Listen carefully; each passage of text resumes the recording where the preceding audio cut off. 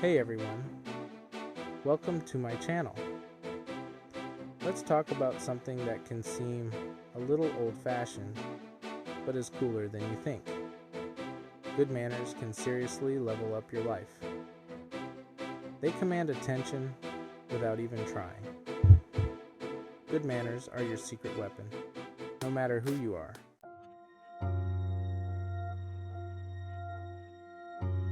Imagine you're at a job interview, meeting your significant other's parents for the first time, or even just networking at an event. What makes a better impression? Mumbling a greeting with your eyes glued to your phone, or offering a firm handshake, making eye contact, and engaging in genuine conversation. It's a no-brainer, right? Good manners show respect, and people are naturally drawn to those who make them feel respected and valued. And here's the thing, good manners aren't about being, stuffy or pretentious. They're about being considerate, respectful, and confident. It's about putting your best foot forward and showing the world that you're someone worth knowing.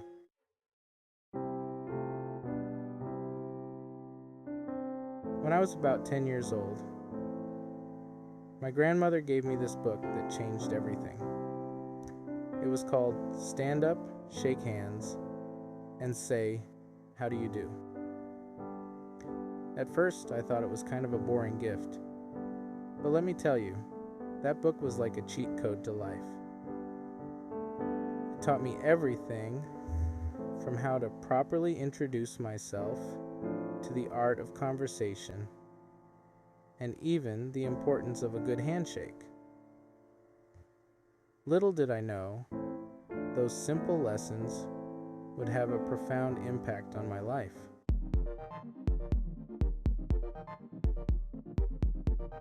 All right, gentlemen, let's get down to business. Today, I'm going to teach you a skill that will serve you well in countless situations: how to tie a tie. Think of it as your suit of armor in the game of life. Now, you might have seen your dad or grandpa struggle with this, maybe even tried it yourself and ended up with a tangled mess. But trust me, once you get the hang of it, it's a piece of cake. And the confidence boost you'll get from a perfectly tied knot, priceless. There are actually quite a few different knots you can learn, each with its own level of formality and flair. But for today, we'll focus on the classic, the four-in-hand knot.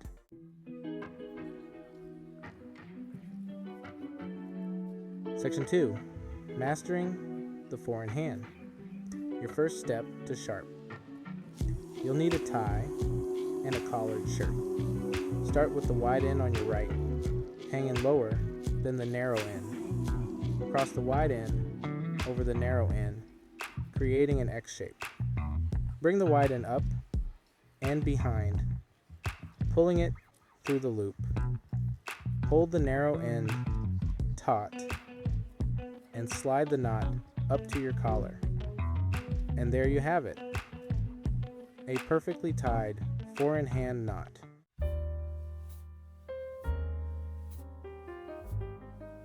Now let's get back to that book my grandmother gave me. Stand up, shake hands, and say how do you do might sound simple, but those 6 words hold a powerful message. It wasn't just about the physical actions, it was about the attitude behind them. I remember reading about the importance of making eye contact when you meet someone, the firmness of your handshake, and the sincerity in your voice when you say please and thank you. These were things I hadn't really thought about before, but they started to make sense. It was like someone had given me the keys to a secret club, and the membership fee was simply being respectful and courteous. And you know what? People noticed.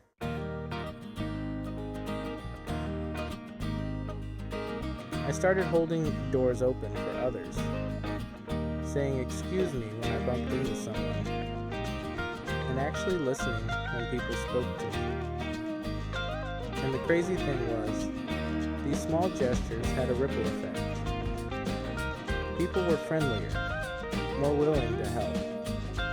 And I even noticed that I was getting away with things I wouldn't have before. Not in a sneaky way, but in a, hey, this kid's alright kind of way. I remember once I was at a school event and I accidentally spilled my drink on one of the more popular kids. Now, this guy could have easily made fun of me or brushed me off, but instead, he was cool about it. He even helped me clean up the mess.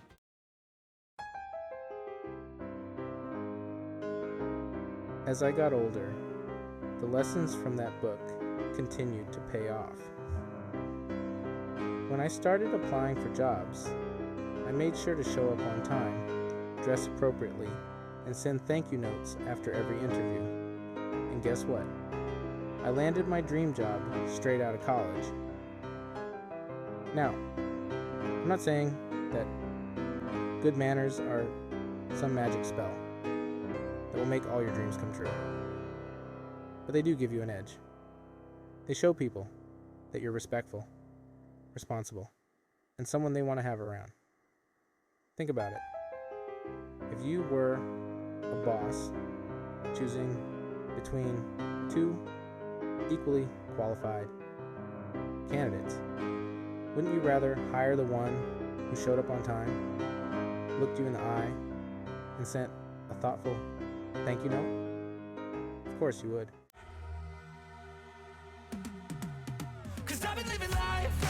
Let's be real.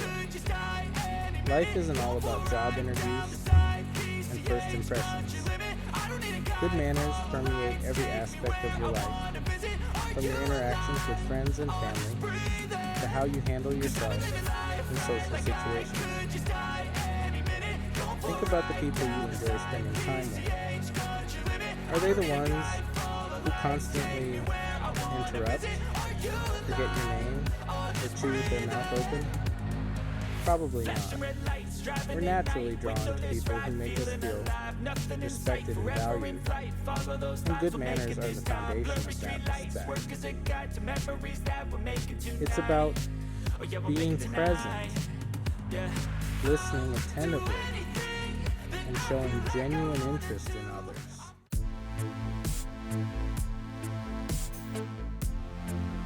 Imagine this. You're meeting your significant other's parents for the first time. You walk in, offer a firm handshake, make eye contact, and engage in polite conversation.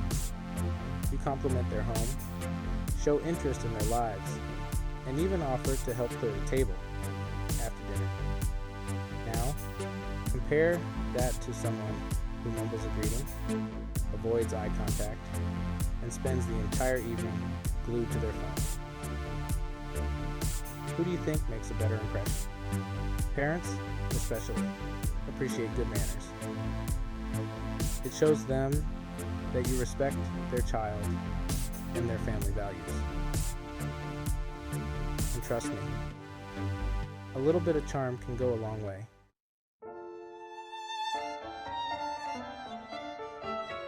Section 3. Country Club Charm. Now let's step into a more formal setting, the country club. You're at a board meeting, surrounded by successful, influential people. You need to present your ideas and make a strong impression. This is where good manners become your secret weapon. You address people by their proper titles, listen attentively to their perspectives, and articulate your thoughts with clarity and respect. Even if your ideas are brilliant, they'll be overshadowed if you interrupt, dominate the conversation, or display arrogance. Good manners, in this context, are about more than just knowing which form to use. They're about navigating social dynamics with grace, earning the respect of your peers, and ultimately increasing your influence.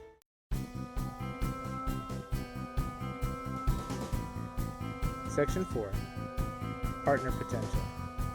Finally, let's talk about the big leagues. Making partner at a prestigious law firm. You've put in the long hours, you've got the legal expertise, but so do dozens of other ambitious associates. What sets you apart? You guessed it. Good manners. Partners want to see that you can handle yourself with clients, that you're a team player, and that you represent the firm with professionalism and integrity, both inside and outside the office. It's about building relationships, treating everyone with respect, and demonstrating that you're not just a brilliant legal mind, but also a decent human being. And in a high-stakes world where reputations are everything, good manners can make or break your career.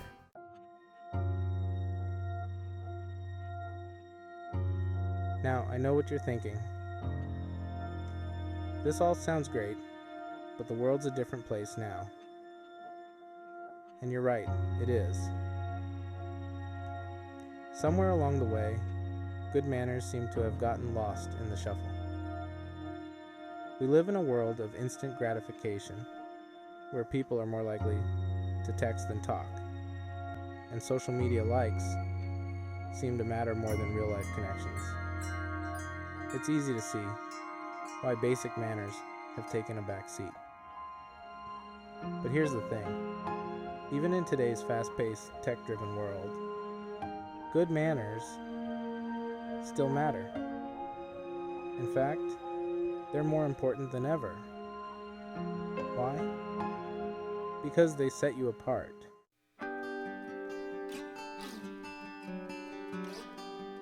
So, how do we bring good manners back? It starts with us. We need to teach the next generation the importance of respect, kindness, and consideration. And it's not just about saying please and thank you, although those are always a good start. It's about teaching them to be present in conversations, to listen attentively, and to put their phones down when they're interacting with others.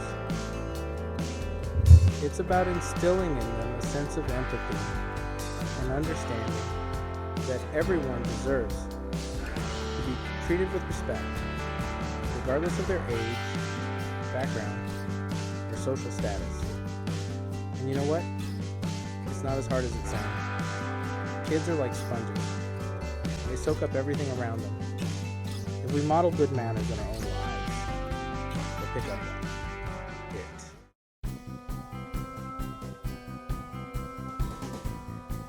So there you have it, my friends. The power of good manners and a perfectly tied tie. It might seem like a small thing, but trust me, it's a game changer. In a world that often feels chaotic and overwhelming, good manners are a beacon of civility and respect. They help us navigate the complexities of human interaction with grace and ease. They open doors to opportunities we might not have even known existed. And the best part?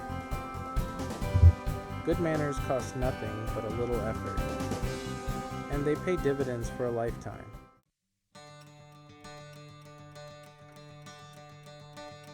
So, go out there and practice those handshakes. Master that four-in-hand nod. And remember the lessons from my grandmother's book. Treat everyone you meet with respect, kindness, and consideration. You'll be amazed at the difference it makes, not just in your own life, but in the lives of those around you. Because at the end of the day, good manners aren't just about etiquette. They're about being a decent human being. And that's something worth striving for. Until next time, take care and stay sharp. If you like this video, please consider subscribing or hit the like button.